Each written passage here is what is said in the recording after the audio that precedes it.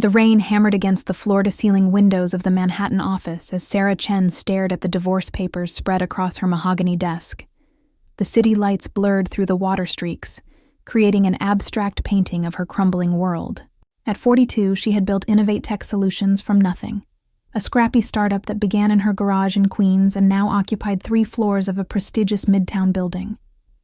"You can't be serious about this, Marcus." Sarah's voice cut through the tension as her husband of 15 years sat across from her, his expensive suit impeccable despite the storm raging outside. His lawyer, a sharp-faced woman in her 50s, shuffled papers with practiced indifference. Marcus Holloway, the same man who used to bring her coffee at 2 a.m. during their early entrepreneurial days, now looked at her like a business transaction.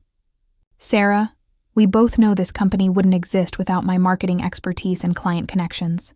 50% is more than fair." The irony wasn't lost on her. Marcus had joined her venture 3 years after she'd already secured their first major contracts, but his charisma and sales prowess had undeniably accelerated their growth. What he didn't know was that 6 months ago, when she first sensed the distance growing between them, she had quietly filed trademark applications for every variation of their company name, logo, and even their signature tagline: "Innovation without limits." Sarah's mind raced back to that pivotal moment in her intellectual property attorney's office. Janet Morrison, a woman whose reputation in trademark law was legendary, had leaned forward with knowing eyes. "Sarah, in business, especially when partnerships are involved, you need to think 3 moves ahead. Protect what matters most." "The business assets are clear," Marcus's lawyer continued, her voice mechanical. "Real estate, equipment, client contracts, and existing revenue streams will be divided equally. Mr. Holloway has agreed to a clean 50-50 split." Sarah nodded slowly, her fingers drumming against the desk, a habit Marcus had always found annoying. But now, that same rhythmic tapping felt like a countdown. She glanced at her phone discreetly. Janet had texted earlier that the trademark registrations would be finalized within the week. "There's just one thing," Sarah said, her voice steady despite the earthquake in her chest. "I assume you've done your due diligence on all intellectual property assets?" Marcus's lawyer paused, her pen hovering over the document. "Of course. The company's patents and existing trademarks are listed in Section 12. "Existing trademarks?" Sarah repeated slowly. "What about pending applications?" The room fell silent, except for the rain's relentless assault on the windows. Marcus shifted uncomfortably, finally speaking up. "Sarah, what are you getting at?" She stood and walked to the window, her reflection ghost-like against the city's glow. "Marcus, do you remember when we started this company? You said the name Innovate Tech Solutions was too generic, too forgettable. You wanted something edgier." "I remember," he replied cautiously. "But I insisted on it because I knew something you didn't." She turned to face him, her expression unreadable. "A great brand isn't just about being edgy. It's about being protectable." Marcus's lawyer was now frantically typing on her laptop, and Sarah could see the exact moment comprehension dawned on Marcus's face. His confident demeanor cracked like ice under pressure. "You didn't," he whispered. "I did exactly what any smart business owner would do. I protected our most valuable asset." Sarah returned to her desk and pulled out a folder she'd kept hidden in her locked drawer. "While you were planning your exit strategy, I was planning for the company's future." The documents she spread across the desk were trademark registration certificates, all bearing her name as the sole applicant. Not just for Innovate Tech Solutions, but for every conceivable variation. Innovate Tech, IT Solutions, Innovation Without, Limits, and even their distinctive logo, a stylized infinity symbol that had become synonymous with their brand in the industry. Marcus's face went pale. "Sarah, we built this together. You can't just, I can, and I did. Legally, ethically, and strategically." Sarah's voice was calm, but her eyes blazed with determination. "You'll get your 50% of the physical assets, the real estate, even half the existing client contracts. But the brand, the name that clients trust, the trademark that gives this company its identity in the marketplace, that's mine. The lawyer was now speaking in hushed, urgent tones with Marcus, and Sarah could see the reality sinking in. Without the trademark, his half of the business was just office space, computers, and a list of contacts. He would have to rebrand everything, rebuild recognition from scratch, and explain to confused clients why Innovate Tech Solutions was now something else entirely. This is vindictive, Sarah.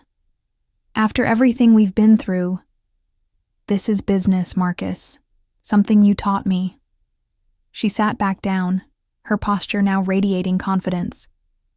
You said I was too emotional, too trusting to succeed in this industry.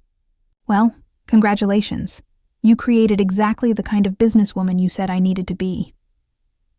The storm outside was beginning to subside, but the one in the room was just reaching its peak. Marcus stood abruptly, his chair scraping against the hardwood floor. My clients will follow me. You'll see. Maybe some will, Sarah acknowledged. But they'll follow you to a company with no established reputation, no brand recognition, and no trademark protection. Good luck explaining to IBM why they should trust their cybersecurity to Marcus's new tech company instead of the Innovate Tech Solutions they've worked with for 7 years. As Marcus and his lawyer packed up their papers in defeated silence, Sarah felt something she hadn't experienced in months. Hope. Not just for revenge, but for the possibility of rebuilding something authentic, something that truly reflected her vision rather than their compromise. The rain had stopped entirely by the time they left, and Sarah stood alone in the office that would soon be entirely hers. She picked up her phone and dialed Janet Morrison's number. Janet? It's Sarah. They signed the papers, and you were right. They never saw it coming. Smart women rarely do things the way others expect. Janet's voice was warm with approval. What's your next move? Sarah looked out at the clearing sky, the city lights now sharp and distinct against the darkness. Phase 2. It's time to show them what Innovate Tech Solutions can really become when it's not being held back by someone else's limitations. As she began planning her company's renaissance, Sarah realized that sometimes the most devastating losses become the foundation for the most spectacular comebacks. The trademark certificates on her desk weren't just legal documents. They were the keys to her business kingdom, and she intended to use them to build an empire that would make Marcus's betrayal look like the best thing that ever happened to her.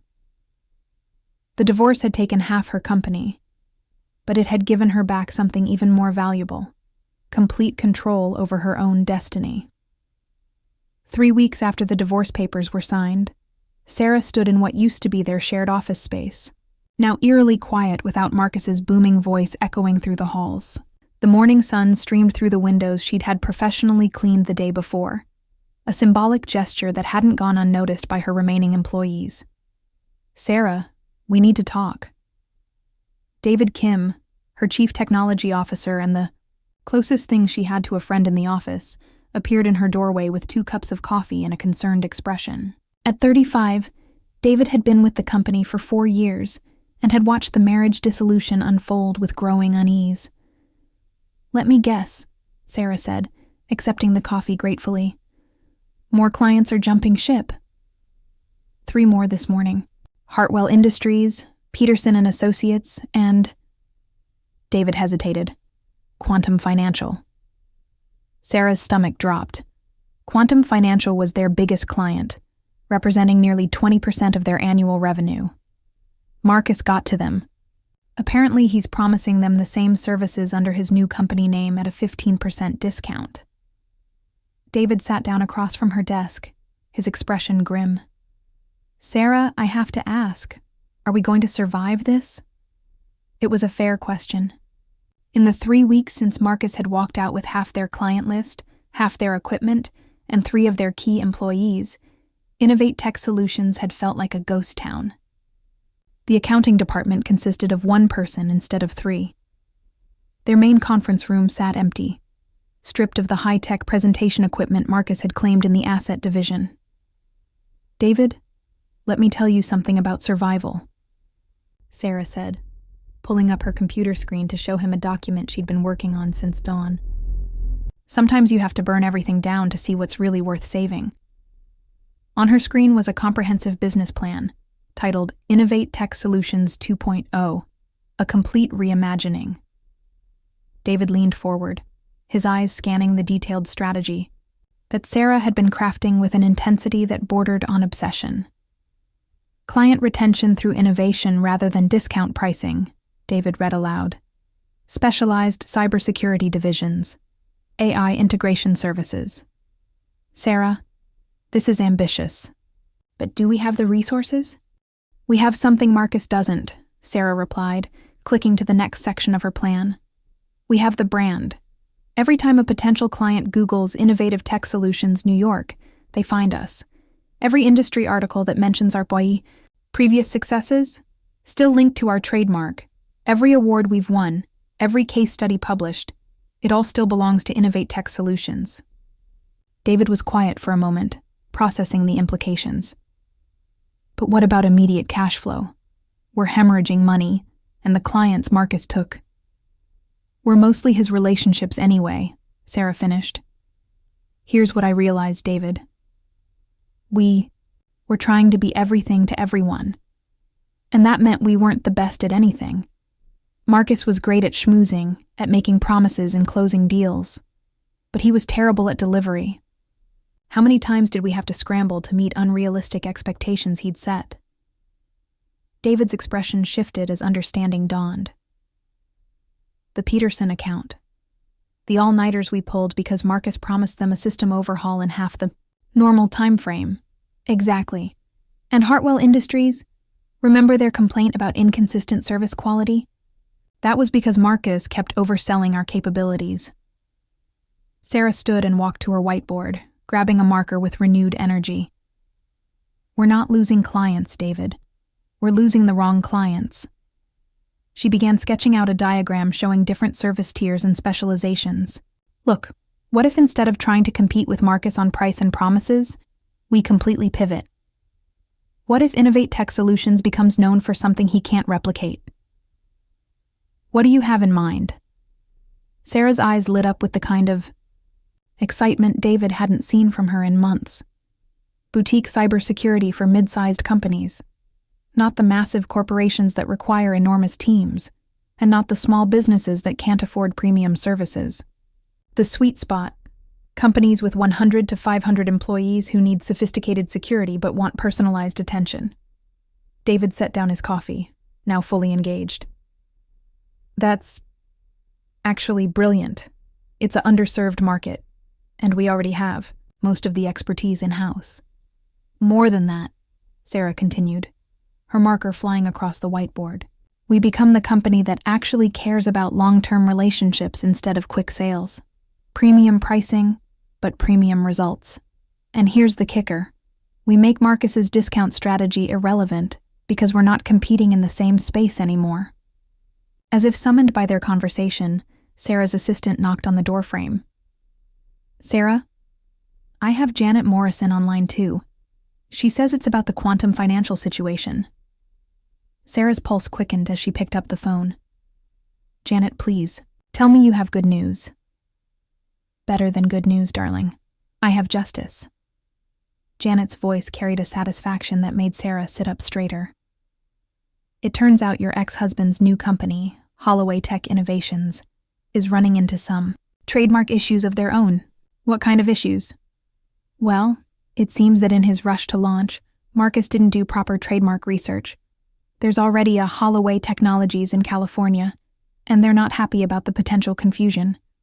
They've filed a cease and desist order. Sarah felt a surge of vindication, but Janet wasn't finished. It gets better.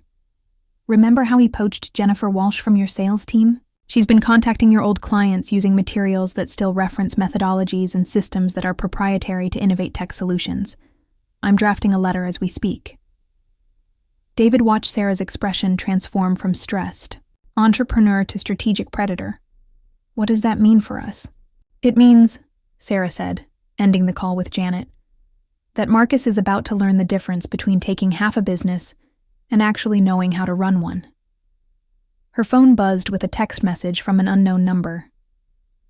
"Sarah, this is Tom Bradley from Quantum Financial. Can we schedule a call? Having some concerns about our new service provider." Sarah showed the message to David, who grinned for the first time in weeks. "Looks like the discount strategy isn't working out so well." "Not yet," Sarah replied, but her mind was already racing ahead to the next phase of her plan. She walked to her window, looking out at the bustling streets of Manhattan, where thousands of businesses were making decisions about their technology partners every day. "David, I want you to call an all-hands meeting for tomorrow morning. Everyone who stayed, everyone who believed in this company enough to weather the storm. What are you going to tell them?" Sarah turned back to him, her expression resolute. "I'm going to tell them that we're not rebuilding Innovate Tech Solutions. We're unleashing it. For the first time in years, we get to operate without compromise, without someone else's agenda holding us back." She walked back to her desk and opened a new document on her computer. "And I'm going to tell them that by this time next year, Marcus Holloway is going to wish he'd never heard the name Innovate Tech Solutions." As David left to prepare for the meeting, Sarah began typing the first draft of what would become their new company manifesto. Outside her window, the city hummed with possibility, and for the first time since the divorce papers were signed, Sarah Chen felt like she was exactly where she needed to be, in complete control of her own destiny, with the trademark to prove it. The real war was just beginning, and Sarah intended to win it not through revenge, but through excellence. 6 months after the divorce, Sarah's transformation was evident the moment you walked into the newly redesigned Innovate Tech Solutions headquarters.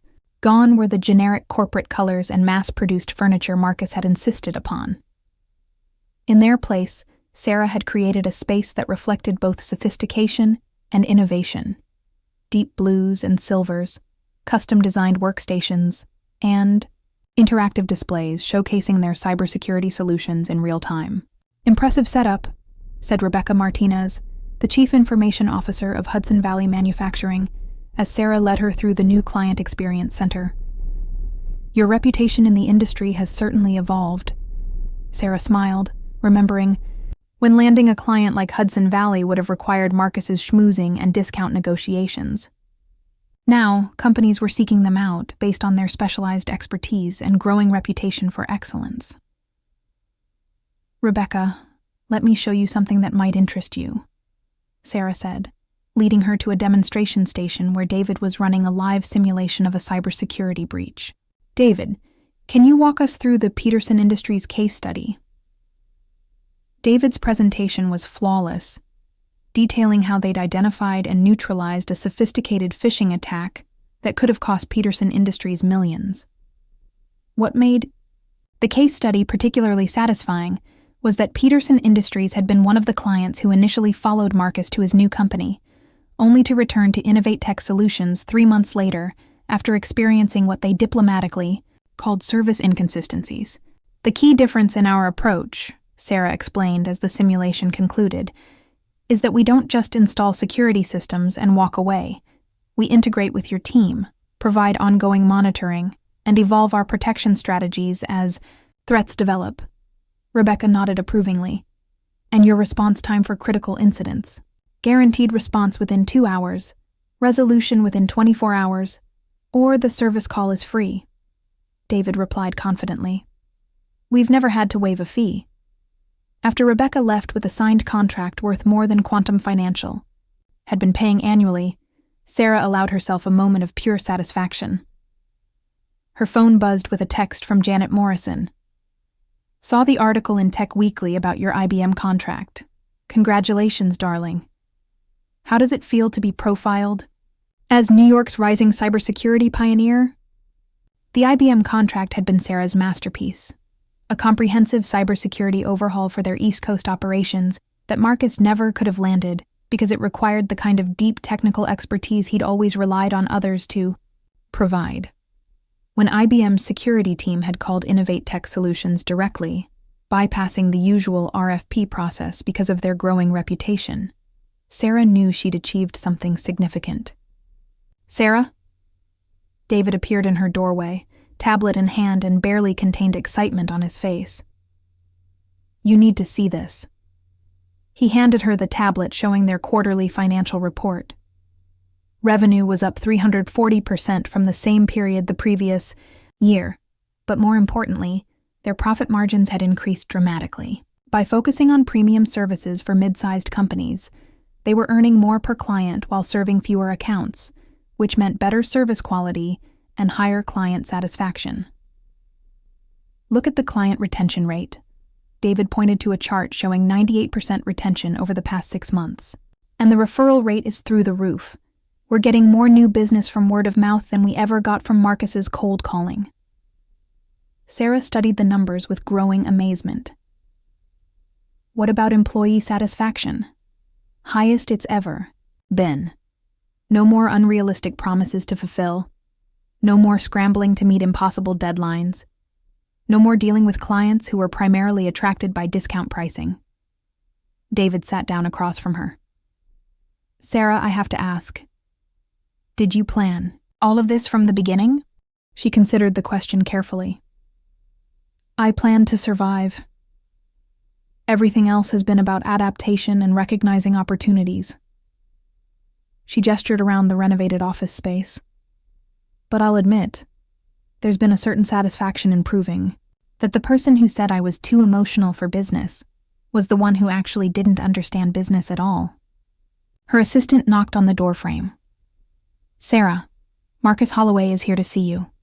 He doesn't have an appointment, but he says it's urgent." Sarah and David exchanged glances. They hadn't spoken directly since the divorce proceedings, though. The industry grapevine had kept Sarah informed about the struggles of Holloway Tech Innovations. The trademark issues with the California company had forced him to rebrand again, settling on MH Tech Solutions, a name that garnered exactly the kind of generic obscurity he'd once criticized. "Send him in," Sarah said, her voice steady. Marcus entered looking like a man who'd aged 5 years in 6 months. His usually impeccable appearance was slightly disheveled, and the confident swagger that had once been his trademark was notably absent. "Sarah, thank you for seeing me." He glanced around the transformed office space with obvious discomfort. "The place looks different." "It reflects our evolution," Sarah replied neutrally. "What can I do for you, Marcus?" He sat down without being invited, a breach of etiquette that would have annoyed her in the past, but now simply seemed desperate. "I want to discuss a merger." The audacity of the statement hung in the air like a physical presence.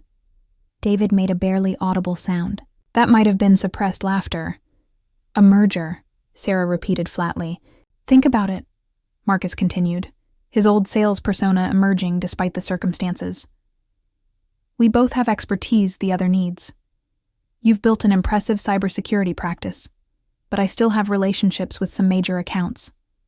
Together, we could—" "Marcus," Sarah interrupted, her voice carrying a finality that stopped him mid-sentence.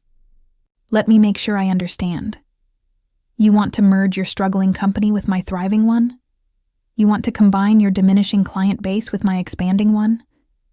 You want to dilute my brand equity with your trademark issues?" Marcus's facade cracked. "Sarah, I made mistakes. But we were good together once. We built something meaningful." "Yes, we did build something meaningful," Sarah agreed. "And then you chose to tear it apart when you thought you could do better on your own.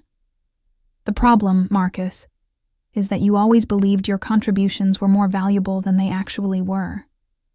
She stood and walked to her window, looking out at the city that had become her proving ground. "Do you know what I learned after you left? I learned that half of our operational problems stemmed from overpromising and underdelivering. I learned that sustainable growth comes from excellence, not expansion. I learned that the most valuable business relationships are built on trust and competence, not charm and discounts." Marcus was quiet for a long moment. "So this is it? You're going to let our 15-year relationship end like this?" Sarah turned back to face him, her expression compassionate but resolute. Our 15-year relationship ended when you chose. Divorce and business asset division over marriage counseling and partnership resolution. What I'm doing now is building something new, something better, something that belongs entirely to me. She walked back to her desk and picked up the Tech Weekly article Janet had referenced, the one with her photo on the cover under the headline, Innovation Without Limits. How Innovate Tech Solutions is Redefining Cybersecurity. Marcus, I'm not trying to hurt you, but I'm also not going to save you from the consequences of your own choices. You wanted 50% of a company. You got it. What you didn't get was the vision, the brand, or the understanding of what actually made that company valuable. Marcus stood slowly, the defeat evident in every line of his posture. The trademark thing was smart, he admitted quietly. I never saw it coming. It wasn't about being smart, Sarah replied. It was about understanding that in business, you have to protect what matters most. I protected the brand. You tried to steal the assets. Guess which strategy worked better? After Marcus left, Sarah sat alone in her office, processing the strange mixture of vindication and melancholy the encounter had produced. Her phone rang, interrupting her reflection. Sarah Chen, she answered. Ms. Chen, this is Director Williams from the Department of Homeland Security. We've been following your work in the cybersecurity sector, and we'd like to discuss a potential consulting contract. As Sarah listened to Director Williams outline a project that would establish Innovate Tech Solutions as a major player in government cybersecurity, she realized that her journey had moved beyond simple revenge or recovery. She was building something that would outlast her marriage, outlast her divorce, and establish a legacy entirely her own. The trademark certificates framed on her wall weren't just legal protection anymore. They were symbols of the empire she'd built from the ashes of betrayal, proof that sometimes the best response to being underestimated is simply to prove everyone wrong. 1 year after the divorce, Sarah stood on the stage of the Jacob K. Javits Convention Center, looking out at an audience of 3,000 cybersecurity professionals attending the annual Cybertech Summit. The banner behind her read, Innovation Without Limits, the Future of Integrated Security Solutions, and she was about to deliver the keynote address that would officially announce Innovate Tech Solutions' expansion into the West Coast market. Ladies and gentlemen, Sarah began, her voice carrying clearly through the arena. A year ago, someone told me I was too emotional to succeed in this industry. Today, I want to talk about how emotion, specifically the drive to protect what matters most, has become the foundation of our success. In the VIP section, she spotted Janet Morrison beaming with pride, flanked by Rebecca Martinez from Hudson Valley Manufacturing and Director Williams from Homeland Security. What she didn't see, but learned later from David, was Marcus Holloway, watching the live stream from his cramped temporary office in Queens, where MH Tech Solutions was hanging on by a thread. Innovate Tech Solutions began with a simple premise, Sarah continued, clicking to her first slide showing their revenue growth curve, a sharp upward trajectory that had caught the attention of venture capital firms and acquisition-hungry corporations alike. That cybersecurity isn't just about technology, it's about trust, reliability, and the understanding that in our interconnected world, your security is only as strong as your most vulnerable point. The presentation that followed was a masterclass in business transformation. Sarah detailed their evolution from a generic IT services company to a specialized cybersecurity powerhouse, their expansion into AI-driven threat detection, and their upcoming West Coast offices in San Francisco and Los Angeles. But the most impactful moment came when she addressed the elephant in the room that everyone in the industry knew about.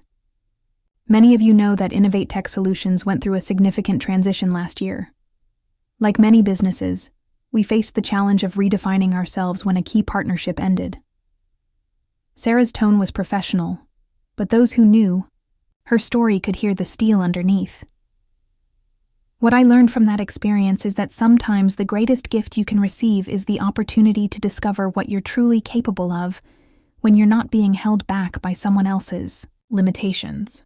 The audience erupted in applause, and Sarah knew that her message was resonating not just with business leaders, but with anyone who had ever been underestimated or forced to rebuild from scratch.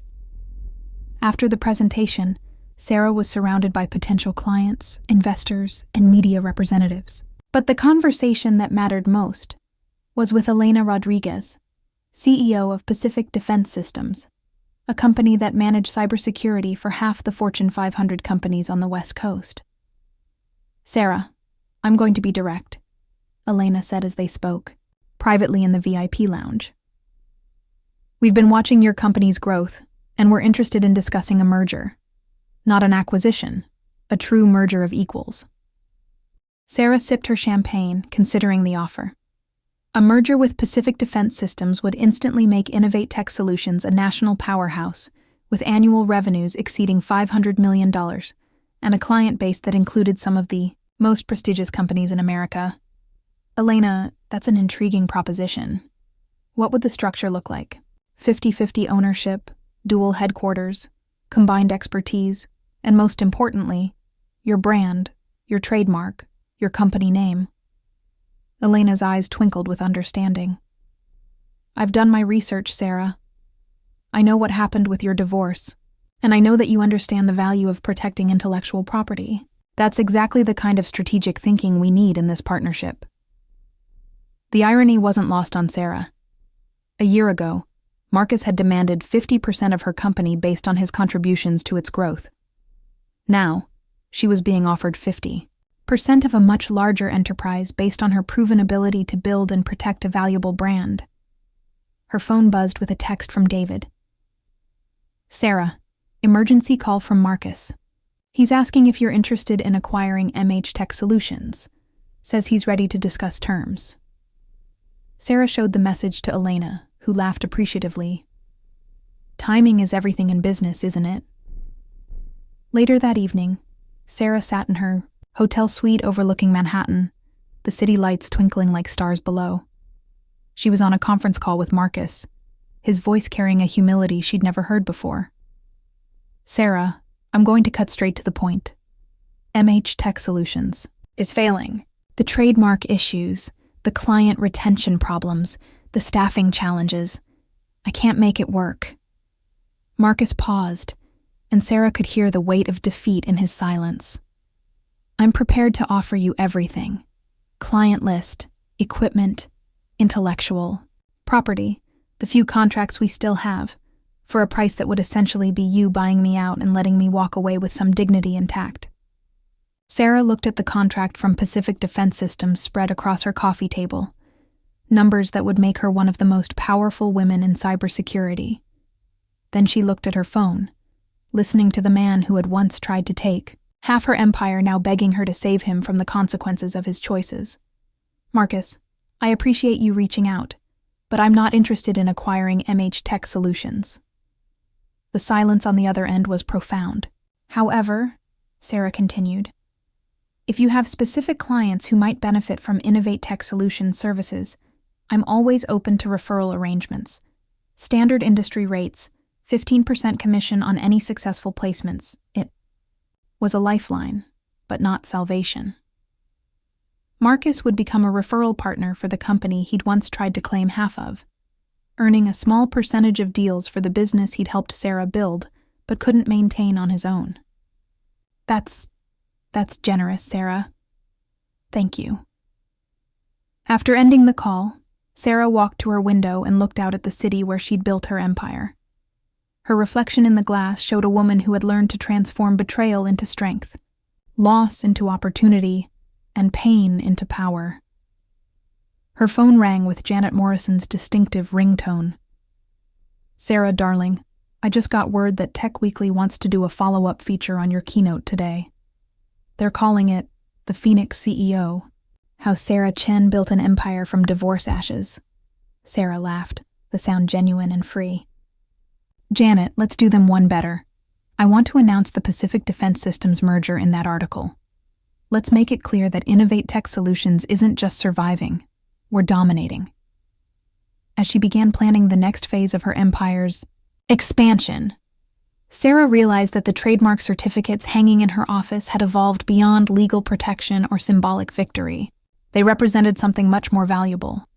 Proof that she had taken the worst moment of her personal life and transformed it into the foundation of professional triumph. The woman who had been told she was too emotional for business had built a cybersecurity empire worth $500 million. The wife who had been betrayed by her husband had become a CEO whose name was spoken with respect in boardrooms across the country. The entrepreneur who had almost lost everything in a divorce had emerged as one of the most powerful women in her industry.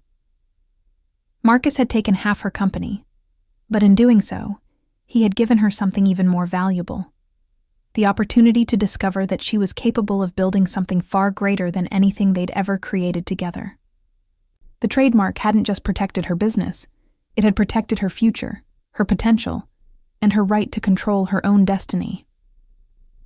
As Sarah began drafting the announcement that would shock the cybersecurity industry and cement her reputation, as a strategic mastermind, she reflected on the journey that had brought her to this moment. The rain-soaked night when she'd signed the divorce papers felt like a lifetime ago. But the lessons she'd learned in that mahogany-paneled office had become the foundation of everything she'd accomplished since. Sometimes the greatest betrayals become the greatest gifts, and sometimes losing half of something small is the first step toward owning all of something magnificent. Sarah Chen had learned both lessons well, and the empire she'd built from the ashes of her marriage was just getting started. The trademark on her wall bore her name alone, and so would the legacy she was building. One strategic decision, one satisfied client, one successful merger at a time.